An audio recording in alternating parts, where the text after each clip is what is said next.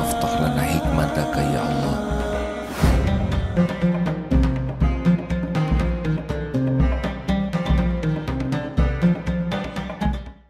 Assalamualaikum warahmatullahi wabarakatuh.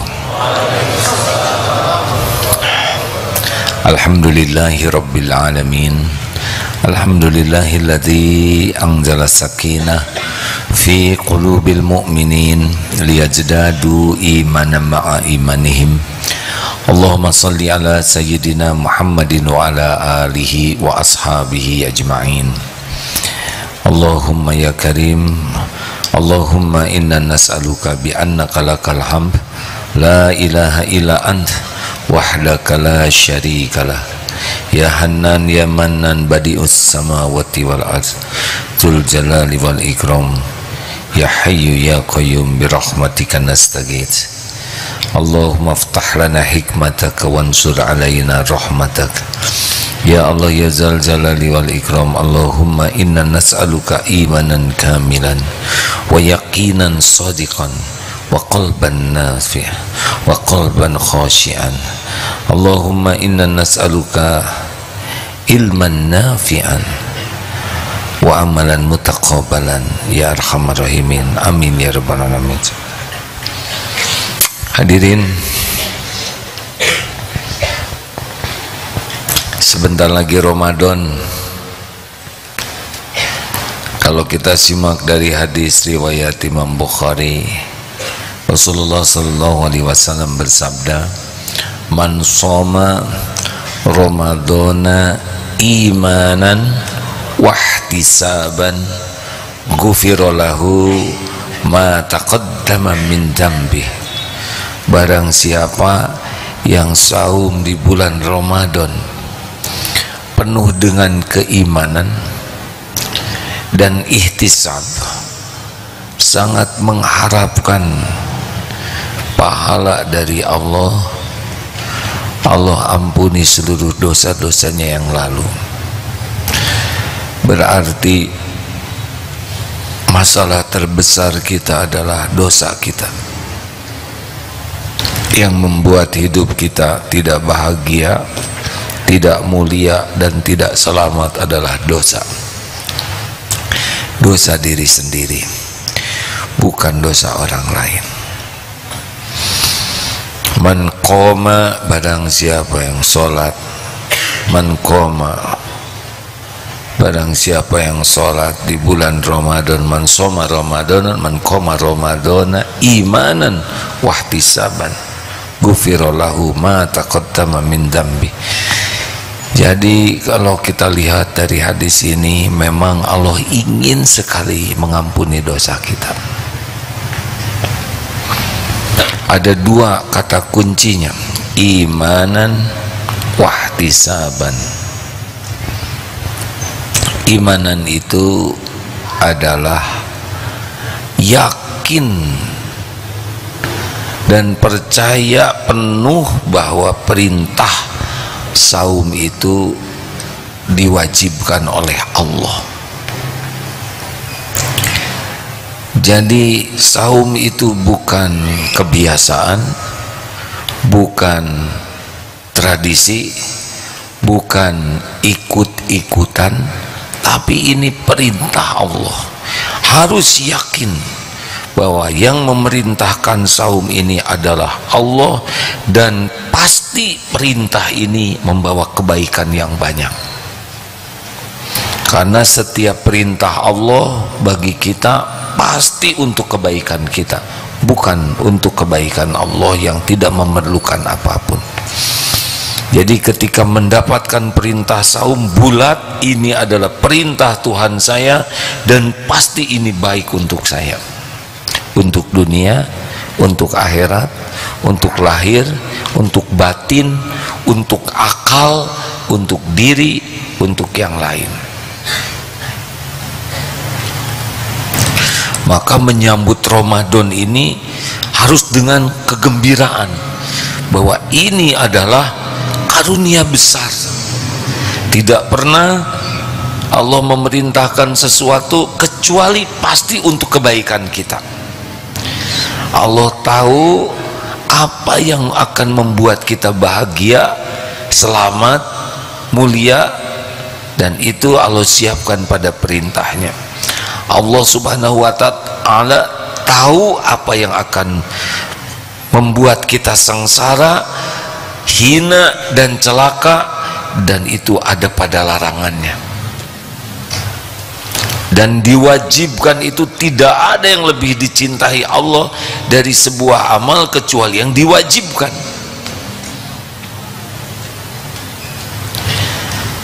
Maka kita menyambut Ramadan ini bukan sama sekali karena tradisi, kebiasaan tiap tahun, dari dulunya juga sudah begini, tidak. Dan kita yakin bahwa Ramadan ini akan membawa banyak kebaikan sepanjang ihtisaban. Jadi memang dua yang akan mendapatkan karunia ini adalah mukmin dan muhtasib, orang yang beriman dan orang yang ihtisab. Kalau ihtisab itu apa? Tolab at-tawab min Allah, mencari pahala dari Allah. Orang yang ihtisab itu adalah orang yang bertekad kuat untuk meraih kebaikan yang banyak dari Ramadan ini. Sudah menggembira, Allah menyediakan dengan imanan, dan ihtisab itu kita menjalaninya penuh dengan sukacita, penuh dengan kegembiraan dari waktu ke waktu di bulan Ramadan ini. Tidak ada nunggu-nunggu buka yang nanya-nanya jam, berapa menit lagi, berapa jam lagi. Itu ciri-ciri pada umumnya sudah tidak kuat pengen buka. Terserah berapa jam, tiap detiknya itu kebaikan. Gembira dengan detik-detik saum, gembira dengan saat buka karena saat mustajab doa, gembira dengan malam harinya karena saat qiyamul lail, gembira saat bersedekah. Jadi Ramadan itu betul-betul gembira karena ada pahala yang besar yang dijanjikan oleh Allah, imanan wahtisaban. Kita belum tentu hidup Ramadan yang akan datang. Ini momentum kita bisa bersih dari dosa yang sementara ini membuat kita tidak tenang. Dosa kecil, dosa sedang, dosa besar. Tidak ada yang membuat kita menderita selain zalamtun nafsi, dosa yang kita lakukan. Maka sukacita. Kenapa Ramadan banyak yang kurang menggugah dan mengubah? Padahal ini kalau dalam bahasa teknologi shortcut, jalan pintas menuju ahli takwa. Pahala yang biasa-biasa, amal sunnah dianggap wajib, yang wajib 10-700 kali lipat, tidak ada di bulan yang lain. Artinya kalau kita ngarep-ngarep pahala, inilah bulan bergelimangnya pahala dengan mudah. Kalau kita ingin bersih dari dosa, ini dosa yang membuat habis dosa-dosa kita. Tapi orang yang munafik melihat dosa seperti lihat lalat yang ditepis begitu saja, tidak takut dia. Orang beriman lihat dosa seperti lihat gunung yang akan roboh menimpanya, selalu merasa terancam oleh dosa-dosa. A'udzubillahi minasyaitonirrajim. Ya ayyuhalladzina amanu kutiba alaikumusiyam kama kutiba alal ladzina min qablikum la'allakum tattaqun. Orang takwa itu adalah orang yang paling bahagia di dunia ini, orang yang paling mantep ajeg menghadapi hidup ini apapun yang terjadi, orang yang hidupnya selalu ditolong oleh Allah menghadapi masalah sepelik apapun, seberat apapun.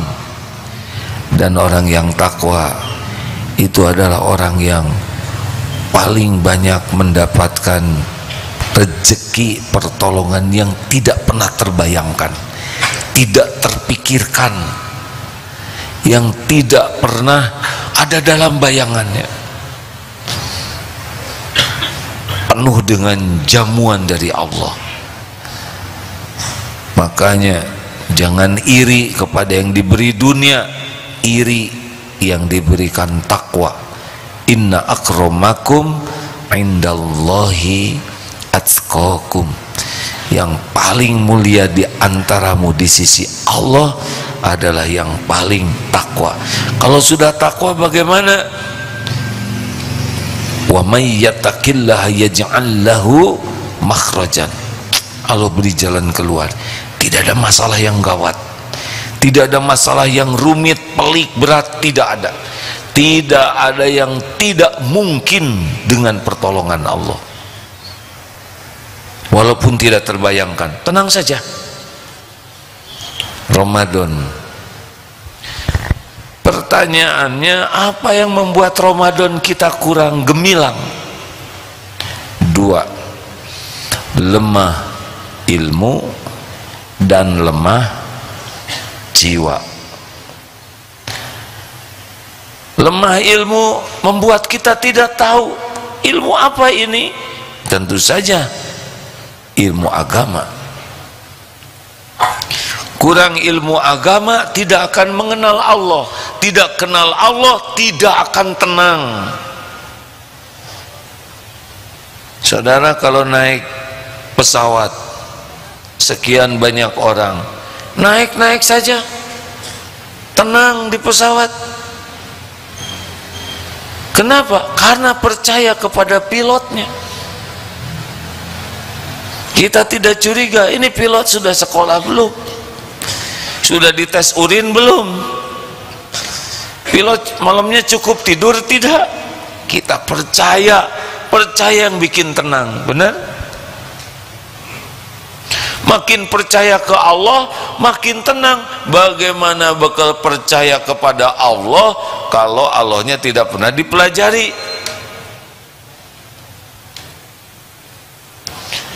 Belajar agama, belajar mengenal Tuhan kita, Allah Subhanahu wa Ta'ala, mengenal apa yang diperintahkannya.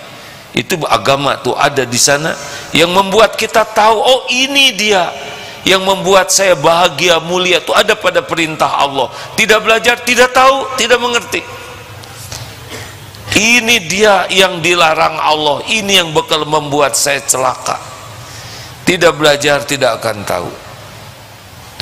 Makanya orang-orang yang jarang belajar agama karena sangat sibuk membuka HP 5,5 jam untuk terus menggeser-geser telunjuknya. Tapi setiap ada a'udzubillahi langsung digeser. Allahu la ilaha illa huwal hayyul qayyum. Gak kuat semenit juga. Karena setan, godaan setan yang pertama adalah membuat kita tidak mau belajar agama. Karena sabda Rasulullah, wa may yuridillahu bihi khairan yufaqihu fiddin. Silahkan jujur, berapa menit, berapa jam sehari kita belajar agama dengan sungguh-sungguh. Dari buka YouTube, TikTok dan sebagainya 5,5 jam, berapa menit kita membuka kajian dari ulama yang lurus, yang hanif. yang bagaimana banyak yang ceramah di YouTube nih, lucu-lucu, terpingkal-pingkal saya dengar ceramahnya. Insya Allah banyak yang baik, tapi kalau boleh menganjurkan, cari selain berguru ya, kepada guru yang mengamalkan min husni islamil mari tarkuhu ma la ya'ni. Di antara kualitas keislaman seseorang, dia tidak melakukan perbuatan yang tidak manfaat.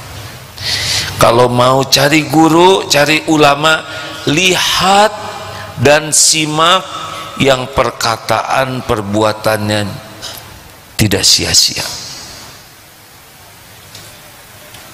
Setiap bicara berisi, tiap berbuat bermakna. Kalaupun lucu, lucunya tetap ada hikmahnya. Mintalah kepada Allah supaya diberi guru yang membuat kita yakin kepadanya, yang membuat kita mengenal jalan yang Allah ridhoi, dan kita tidak tersesat. Allahumma inni as'aluka ilman nafi'an, Allahumma aftah lana hikmatak wansur alaina rahmatak ya dzal jalali wal ikram. Minta. Kenapa sholat kita jarang khusyuk atau jarang sekali khusyuk? Jawab. Jarang. Tahu penyebabnya? Lemah ilmu sholat. Kita bekal sholat kita zaman SD, zaman TK, kita nyaris tidak tahu arti bacaan sholat. Jadi sholat tidak khusyuk itu diantaranya lemah ilmu. Coba sekarang saya mau ngetes, tuh sudah meriang hadirin. Lihat tangan ini langsung. Kenapa ujuk-ujuk wirid?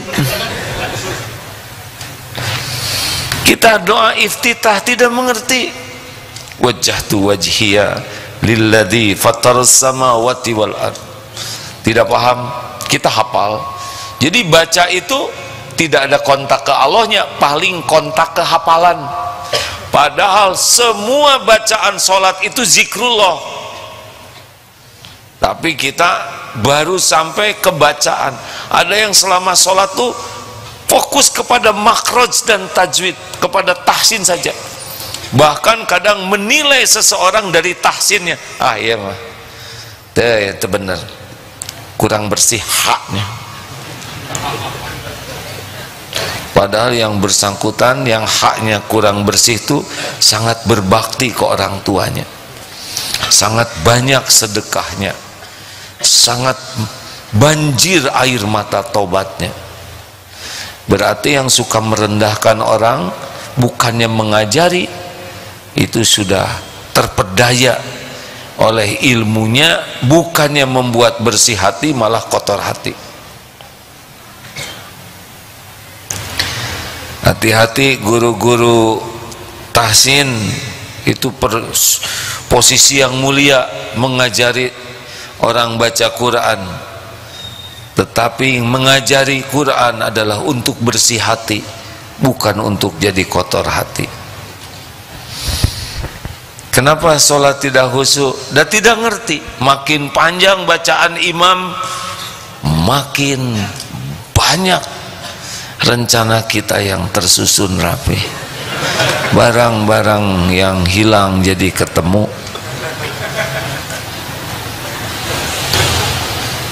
Kenapa? Lemah ilmu. Ramadan ini selain memperbanyak sholatnya, pastikan belajar tentang ilmu sholat. Tanpa tambah ilmu pemahaman sholat, dan bagaimana sholat yang benar, sholat kita efeknya tidak kuat. Karena harusnya inna sholata tanha anil fahsya'i wal munkar. Sholat itu bisa membuat rem pakem dari perbuatan maksiat, keji dan mungkar. Sholat itu wasta'inu bis sabri was shalah. Sholat kita bagus, urusan kita dibuat bagus oleh Allah. Maka Ramadan ini bagus sekali ikut sholat, tetapi kalau tidak dengan pemahaman ilmu yang baik, taraweh itu beban. Tarawehnya mau yang berapa rakaat? 11, 23. Jujur ya, jangan yang langsung soleh, asli aja dulu. 11 atau 23? Imamnya baca Qur'annya yang 11 tuh ingin yang panjang-panjang, 1 rakaat 1 halaman atau 1 lembar, atau yang ringkas tapi indah. Tapi indah tuh pelengkap saja Pak, aslinya ringkas. Belum aja sholat sudah malas ya. Kenapa taraweh makin lama makin berkurang? Pasti karena nggak ada nikmatnya dalam sholat. Beban bagi orang yang tidak paham. Sesuatu yang menyenangkan, yang nikmat itu kita ingin. Sesuatu yang jadi beban kita tidak ingin. Harusnya sholat itu kebahagiaan, tapi karena lemah ilmunya, maka imam bacaannya panjang, ada yang jengkel. Nah, teruku wae. Tuh nambah nih. Jadi sambil tarawih teh ambek-ambekan. Imam ya mah kacau ya. Astagfirullah. Tolong Ramadan ini pastikan perbaiki ilmu tentang sholat, ilmu bacaan sholat, termasuk ilmu Al-Quran yang suka kita baca dalam sholat. Tidak paham, sulit menikmati, sulit sholat khusyuk.